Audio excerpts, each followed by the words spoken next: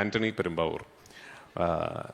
നമ്മൾ ഈ സിനിമയെക്കുറിച്ച് നമ്മളിങ്ങനെ സ്വപ്നം കാണുമ്പോൾ കുറച്ച് എനിക്ക് തോന്നുന്നു വലിയ സ്വപ്നങ്ങളൊക്കെ കാണുന്ന ആൾക്കാർ കുറച്ച് എക്സെൻട്രിസിറ്റി ഉള്ള ആൾക്കാരാണ്, കുറച്ച് വട്ടുള്ള ആൾക്കാരാണെന്ന് തോന്നുന്നു. ഇപ്പം ഞാൻ ആക്ച്വലി വളരെ കോൺഫിഡൻ്റ് ആയിട്ട് പറയുമായിരുന്നു എൻ്റെ അത്ര വട്ടുള്ള വേറെ ആരുമില്ലെന്ന്.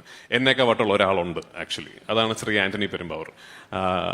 ഞാൻ ഈ സിനിമ എനിക്ക് തോന്നുന്നത് ആദ്യം ഇതിൻ്റെ ഐഡിയ പറയുന്നത് മുതൽ ഇത് ഏറ്റവും കൂടുതൽ ഇത് മനസ്സിലാകുന്ന ആള് എന്നെ സംബന്ധിച്ചിടത്തോളം ആന്റണി പെരുമ്പാവൂറാണ്.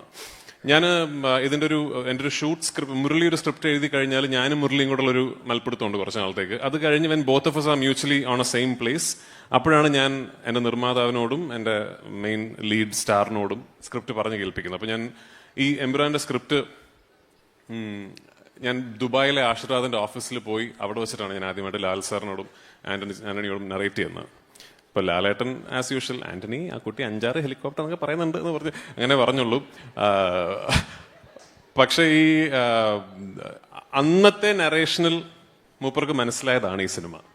പിന്നെ ഇടയ്ക്കിടയ്ക്ക് ഇങ്ങനെ എന്റെ ബാക്കി വന്നിരുന്ന് പറയും, അണ്ണ ഇതെങ്ങോട്ടാണ് ഈ പോക്ക് ഒക്കെ ചോദിക്കുമെങ്കിലും ഞാൻ എപ്പോഴും പറയും, എൻ്റെ അസോസിയേറ്റ് ഡയറക്ടറെ പോലെ, എൻ്റെ ചീഫ് ടെക്നീഷ്യൻസിനെ പോലെ തന്നെ എൻ്റെ സിനിമ മനസ്സിലാക്കി കൂടെ നിൽക്കുന്ന ഒരു പ്രൊഡ്യൂസർ എനിക്കുണ്ട് എന്നുള്ളതാണ് എൻ്റെ ഏറ്റവും വലിയ ശക്തി.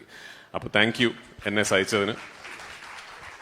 നമുക്ക് ഈ സിനിമ കഴിഞ്ഞിട്ട് ഇനി ഒരു വലിയ പടമൊക്കെ ചെയ്യണം കേട്ടോ.